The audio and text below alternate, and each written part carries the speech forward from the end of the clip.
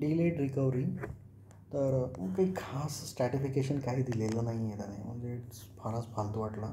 Patient factors असतील, age असेल त्याचं, इंटर इंडिव्हिज्युअल व्हेरिएबिलिटी असेल, म्हातारा असेल तर उठणार नाही किंवा पीडियाट्रिक केसेससाठी जेनेटिक व्हेरिएशन असेल, ड्रग मेटाबॉलिझमचं किंवा इफेक्ट ऑफ ड्रगचा, नंतर कोमॉर्बिडिटीजमुळे पण तो उठत नसेल. तर इथं खूप मोठा फॅक्टर झाला, त्याच्यातही त्याने सगळं एक्सप्लेन नाही केलं आहे. मग ॲनास्थेशिया किंवा सर्जिकल फॅक्टर असेल, सर्जिकलमध्ये समजा CNS सर्जरी, कार्डियक सर्जरी आहे. ॲनास्थेशिया म्हणजे लॉंग ड्युरेशन ऑफ ॲनास्थेटिक हिस्ट्री आहे. ॲनास्थेटिक कॉम्प्लिकेशन, ब्लिडिंग वगैरे पण लिहू शकतो, पण काय माहिती नाही लिहिलं आहे. नंतर कोमॉर्बिडिटीज बोला आहे. मग रेस्पायरेटरीमध्ये मग सेंट्रल ड्राईव्ह असेल, जसं की न्यूरोसर्जरी त्याने द्यायला पाहिजे होते इथे, पण मग ठीक आहे. मग ओबेसिटी आहे, COPD आहे, इंट्राक्रॅनियल पॅथॉलॉजी आहे, ऑब्स्ट्रक्टिव्ह स्लीप ॲपनिया. न्यूरोमस्क्युलरमध्ये मग जे काय मस्क्युलर डिस्ट्रॉफीज असतील, ग्रेव्हिस आहे, GBS आहे. पल्मोनरीमध्ये मग त्याने काही खास लिहिलं नाही, फक्त विभागी मिसमॅच लिहून सोडून दिलं आहे.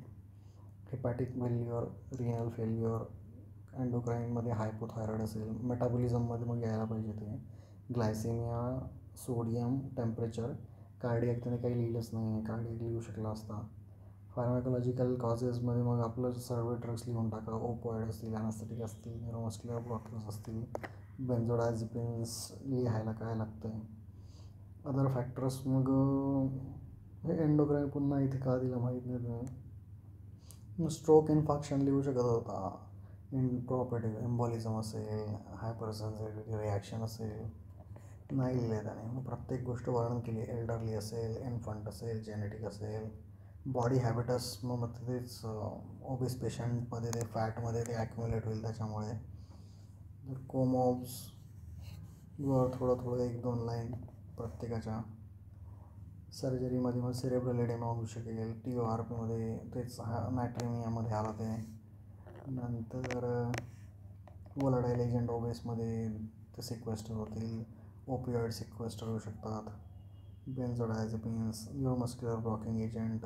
ॲक्च्युली ड्रग एरर वगैरे मग ते पण एक मेन्शन करू शकतो.